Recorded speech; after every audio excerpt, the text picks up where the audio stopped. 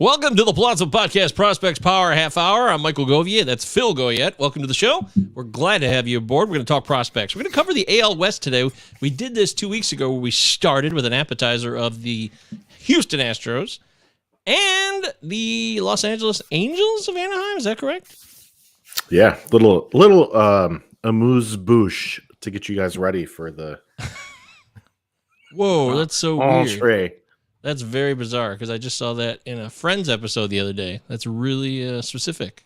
And I didn't know that term until I saw it there, and then you just said it. So, wow, you are definitely a culinary expert, aren't you?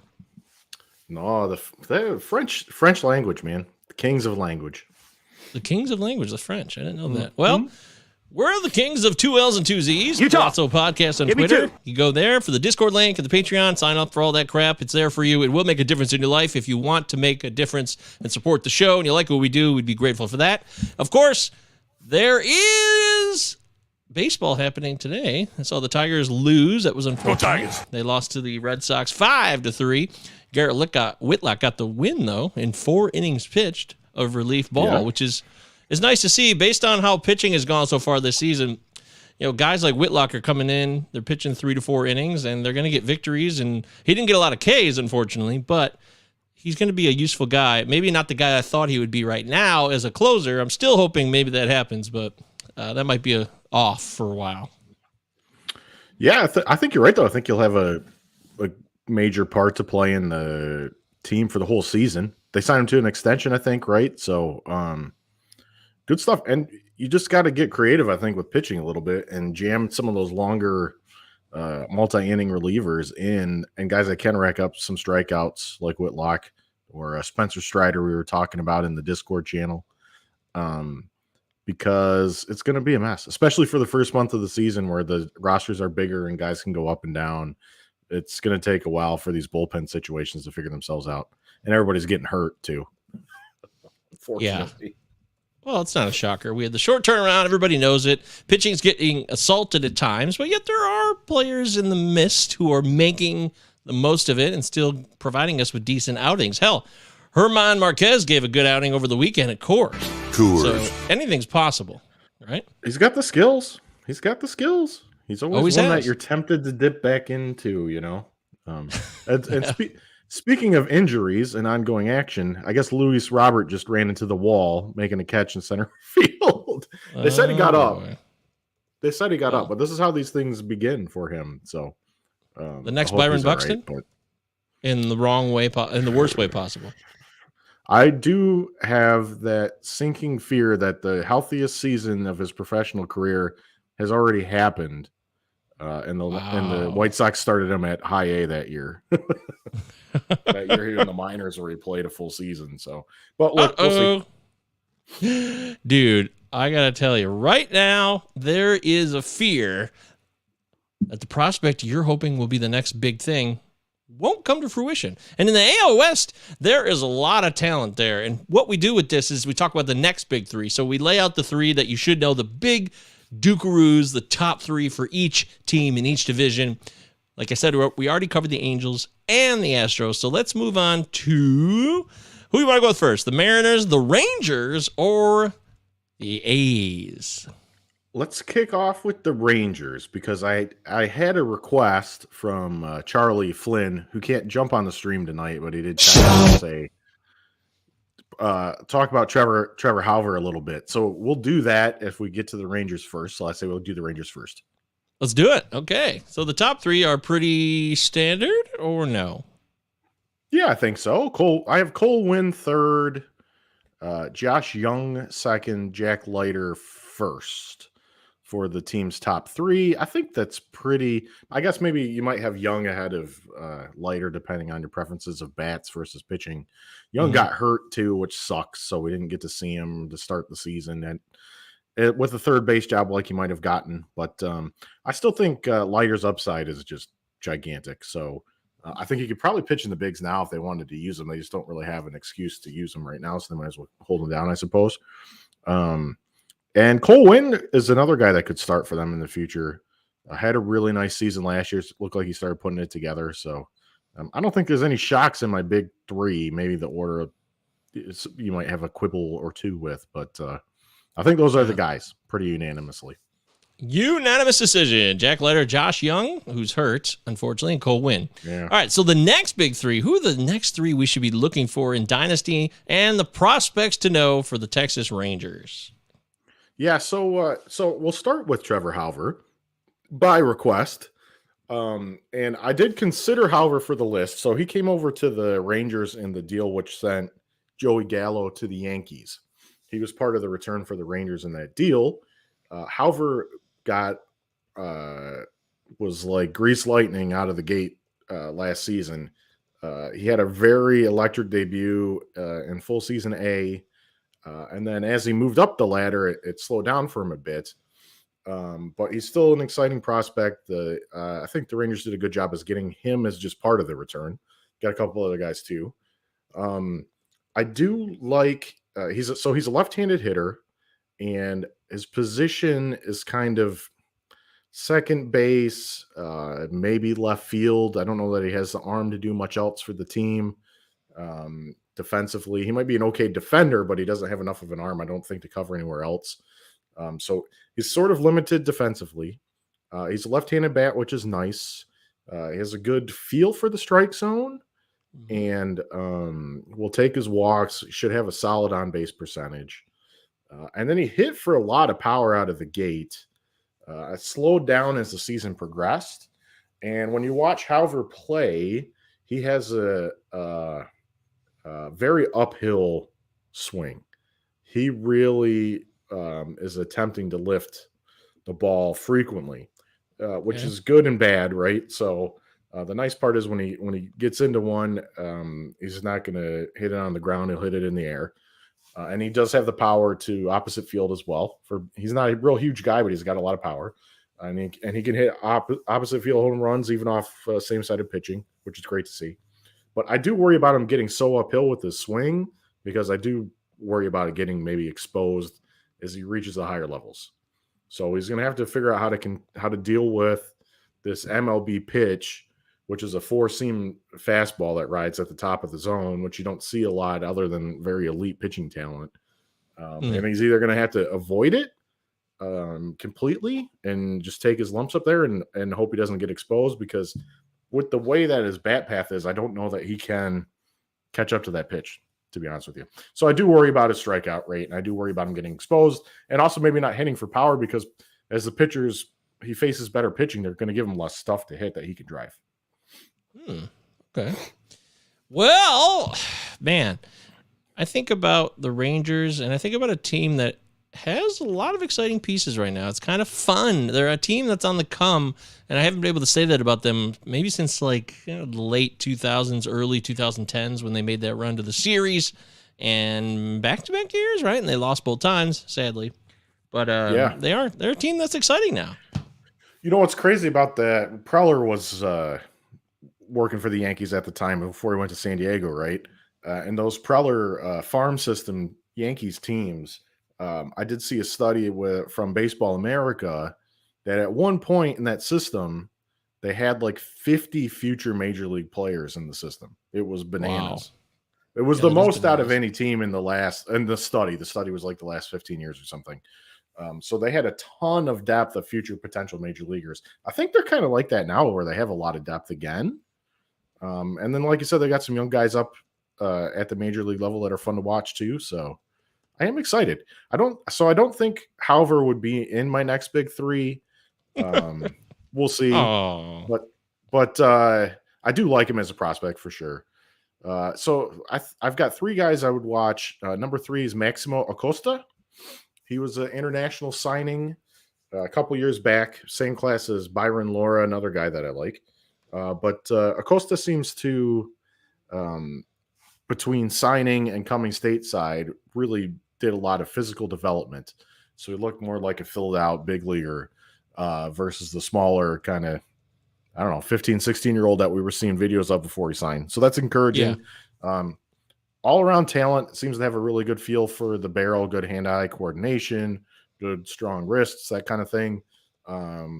Should be able to play shortstop or second base well at the highest level, I think.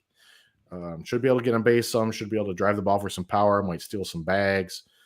Might hit for batting average. So there's a lot of potential there. I think there's just question marks of how he adapts coming over stateside and facing maybe tougher competition.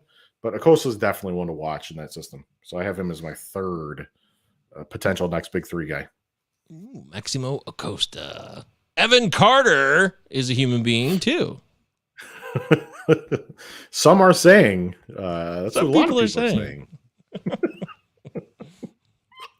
Carter's fun. He's still real young, 19 years old. He was a prep pick, big and athletic outfielder, which is always kind of fun to dream on. Looks like he's one of these guys that has a lot of projection remaining, and he could, if he puts it all together, be one of these power speed unicorns that we're looking for with a good feel for hitting too. So you're kind of looking at Carter, I think, right now as a real upside play. I don't know how rostered he is. I didn't look at any rostership numbers, anything like that, but he should be available, I would think, especially in some more shallower leagues where there's like 100 to 200 prospects rostered. So I'd keep your eye on him. It looks like I just pulled him up on Fangraphs. He's off to a hot start this season. He's in high A as a 19-year-old. Last year in his debut, he walked more than he struck out. He can hit for some power. He can run. He could probably cover center field or all three outfield spots. So there's a lot to like about him. I think he's a very exciting prospect. Yeah, he's from Tennessee as well. Isn't that fun? Yeah. I think he was prep. I might get this wrong. I think he was the prep player of the year he was drafted in Tennessee. Wow. Hey, those prep players, they don't always work out. Ron Paulus was supposed to be the next big thing in the 90s.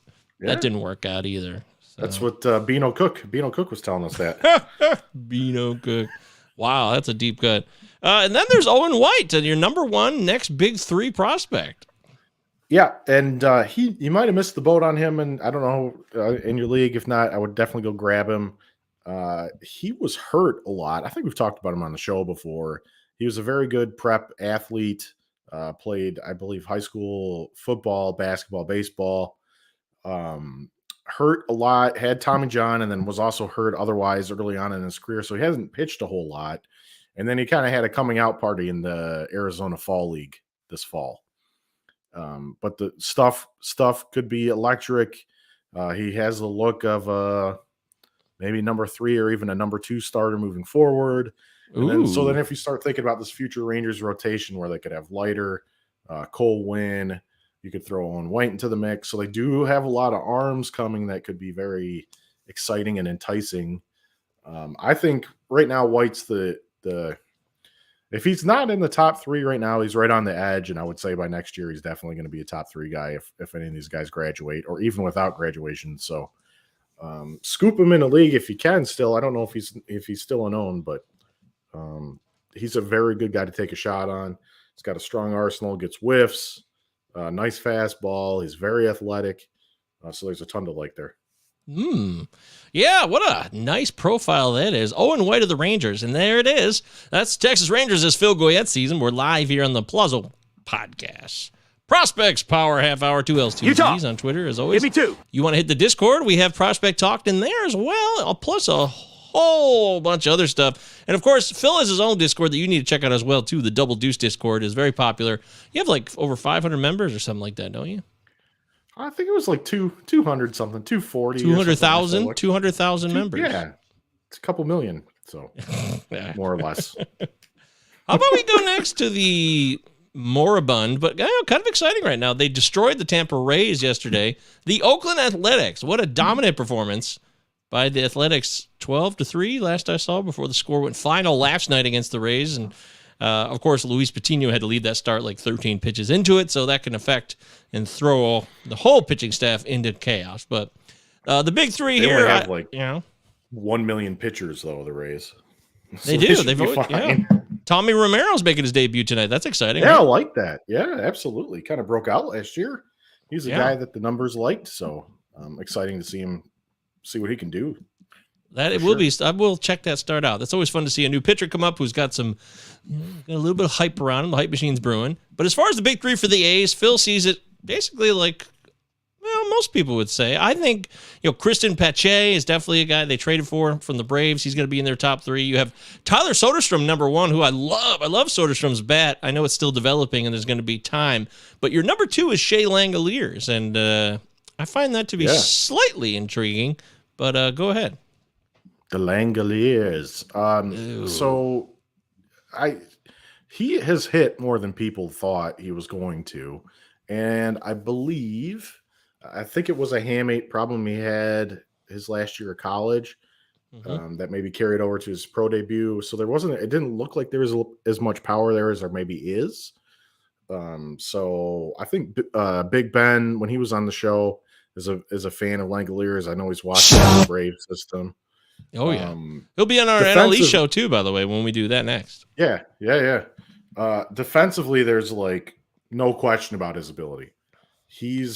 I don't know that he pushes. I don't know what they're going to do with him and Murphy both behind the dish. I guess that's a good problem to have, but he's potentially as good a defender as Sean Murphy is for the A's. So they definitely have a type. I do think he'll hit for some power, too. He should get on base. He's a very fun prospect. That was a good return that Oakland got in the trade from Atlanta for Olsen. I know that a lot of people, obviously and justifiably, were unhappy to see the face of a franchise-type hitter move like that. But they did get some nice pieces back, including Langoliers, who could be up contributing as soon as by the end of the season this year if they trade Sean Murphy away at the trade deadline. Oh, man. Frankie Montas could be on the move any day. So he's kind of like the anti-Pache. So Pache, you're dreaming on the upside in the athleticism and the speed, and if you can figure out how to put it together, there's a lot of potential there. Langoliers, I think, has figured out how to put it together. Might not have the same kind of ceiling, but still should be a very solid professional player, and also for fantasy players in the catcher position. So I like them both. So Soderstrom is a catching prospect. Technically, he might get pushed out. I don't know that he's always been a super well-regarded receiver anyway. Yeah. So, but he might be one of these guys for fantasy that's like a catcher first, third base type, or like a Josh Donaldson in Oakland when Donaldson came up. Oh. So I could see them using him in a couple spots. I think he's capable both at third and first base, and to do some catching too. But the best part about him is the bat. I mean, he's probably got the best bat in the system. So you're damn right he does. Yeah, I love that bat. The bat of Tyler Soderstrom speaks volumes. It's like the, it's like Teddy Roosevelt's big stick that he used to carry around when he spoke softly, because he was known for speaking softly. But actually, that's not true at all. He spoke loudly all the time. It didn't really make sense. How about the next three, though? Now, one of these next three, let's start with Joey Estes. I think we talked about him on the show before. It seems familiar. Yeah, I think probably Ben brought him up when we talked about the trade. He's still really young. Had a very breakout season last year. Should be high A this year. And the thing you like about Estes is he strikes out a lot of guys, but he also gets a lot of whiffs. Right. So when you get I have a high strikeout percentage, you want to look at the whiff rate too and see if it's backing up what the strikeouts are showing. And there might even be room for more strikeouts when you look at the whiff percentage. So he's another good part of that trade from Atlanta. So Atlanta did pay a little bit to get Olsen, I would say. So Estes is fun. I would watch him this year. He really did kind of break out last year, but I know I think Pipeline or somebody had him like the 14th ranked pitcher or 14th ranked player in the Braves organization at the time of that trade. So I think that was they maybe were a little low on him. So keep your eye on him. He's also got he's all tattooed. He's got the longer hair. And then his arm slot's kind of funky. It's almost, it's sub 3/4 almost kind of a crossfire sub 3/4 thing. Kind of reminds me of like Hans Kraus, sort of how Kraus looks. It's going to be an uncomfortable angle.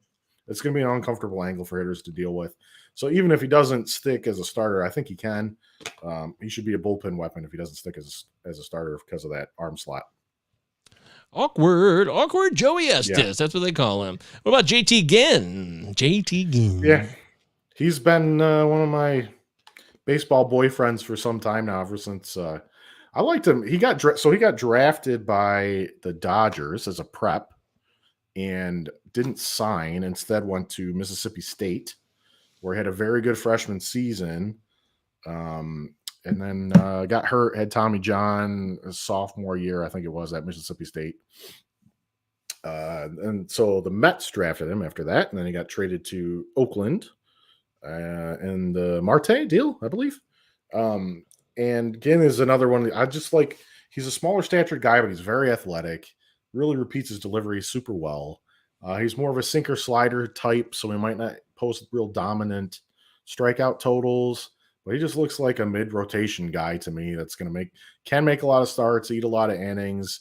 And when the sinker ball is working, especially in that stadium, which is a great stadium for it, he's going to, I think, be a very effective pitcher. So I've liked Ginn for a long time.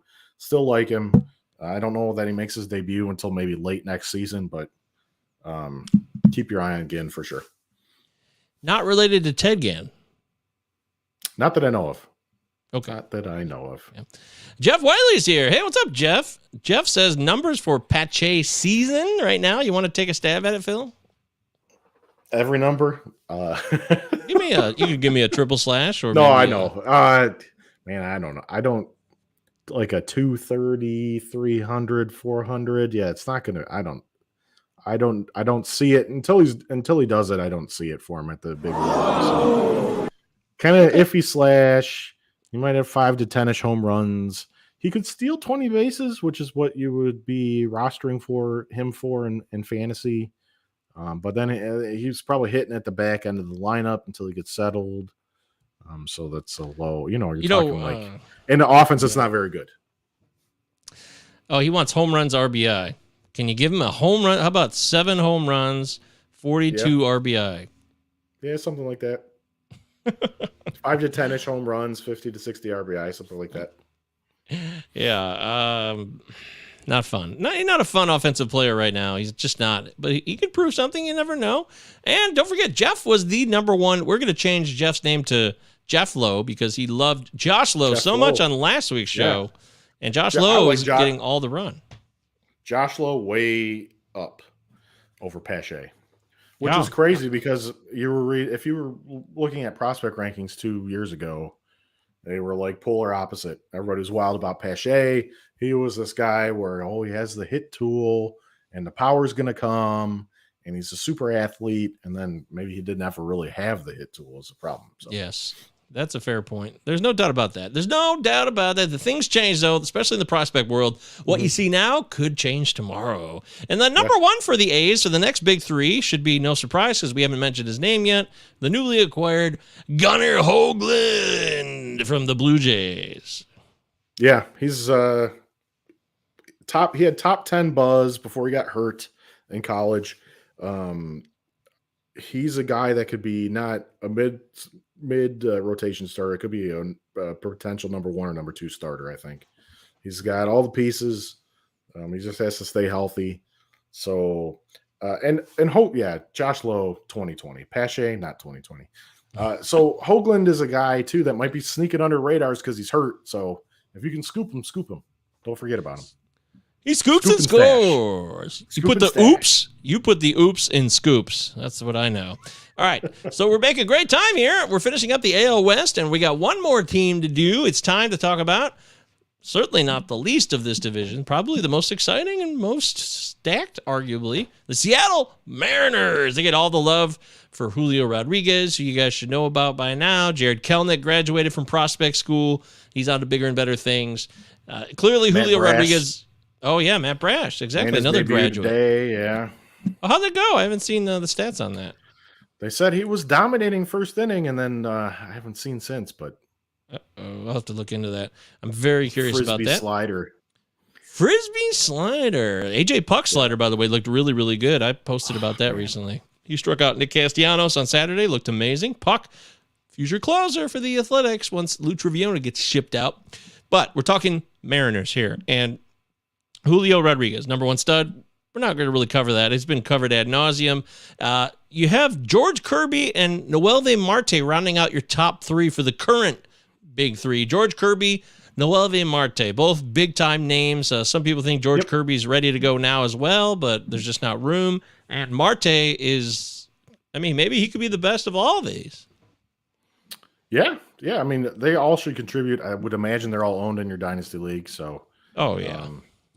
I don't think we're breaking any ground here. I always get a little hesitant about, so like the Mariners are kind of the big, like you said, one of the big farm systems right now.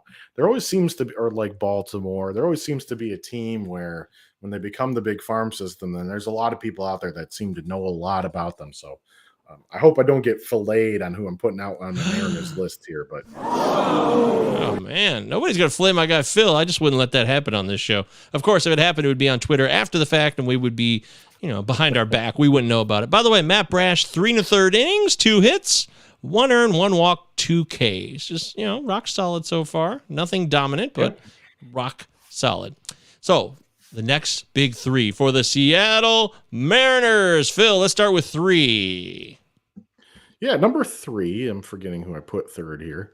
Deloach. Oh yeah, so Zach Deloach. He might strike you as a little vanilla when you check him out, because he's one of these guys. He's like a college left-handed bat that does a little bit of everything really well. And guys like this can really surprise when they get called up. I've seen, just because they're not super young doesn't mean they won't have some development that still happens.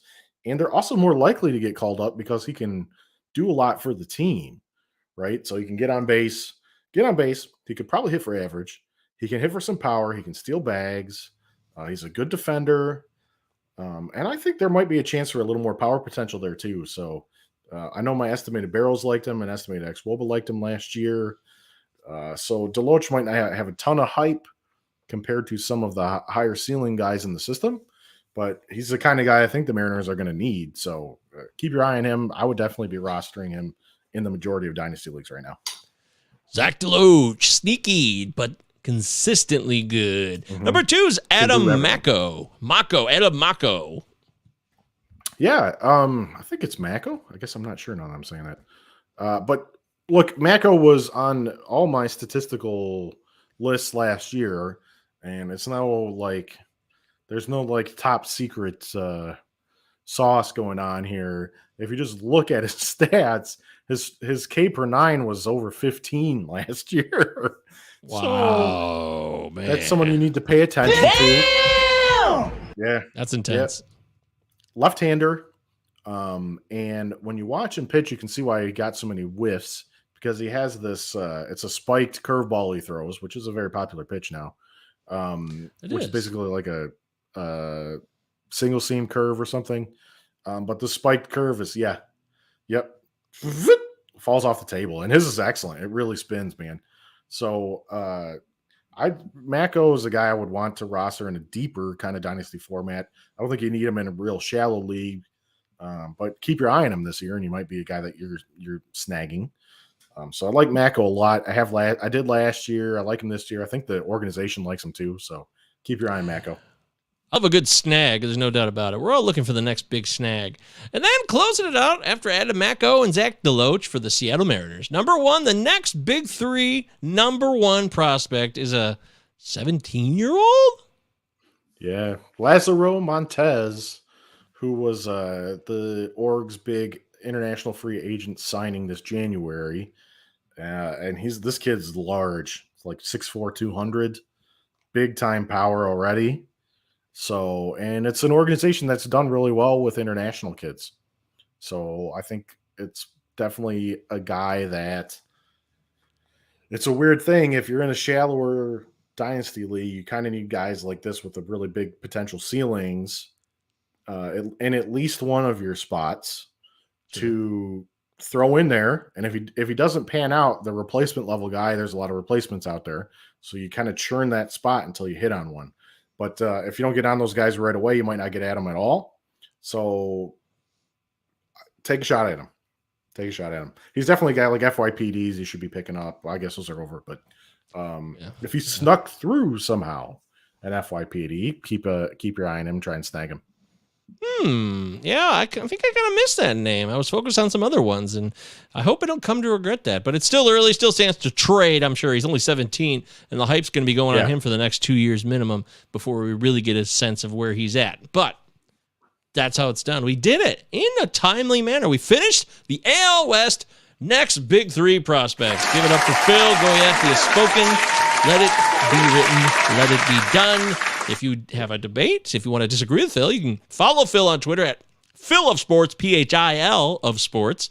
I'm at MJ Govier if you want to DM me about prospects or fantasy baseball or just society in general. Is it crumbling? Are we on the brink of collapse? I'm willing to have these discussions if you're open to them. And yeah, Phil is too. Who knows? I'm sure he's got time. It's not like he has a family or anything. He's got plenty of free time. Don't forget, we do the show every Wednesday at 5 p.m. Eastern Time live on the Palazzo Podcast YouTube channel. That's Tuesday. Utah. That's right. Tuesday. Give me 2. So follow us on the Twitter, connect with us, hit the Discord up. Tell us, what prospects are you into that maybe we're not following? We haven't talked about enough on the show. If you follow us consistently, let us know who we're not talking about. Let's get some chatter going. Helmut says, good job, guys. Helmut, you're always lurking in the shadows. Thank you, Helmut. Good to see you. For Jeff, Jasper, Helmut, and everybody else here at the Palazzo Podcast Prospect Power Half Hour, we'll see you.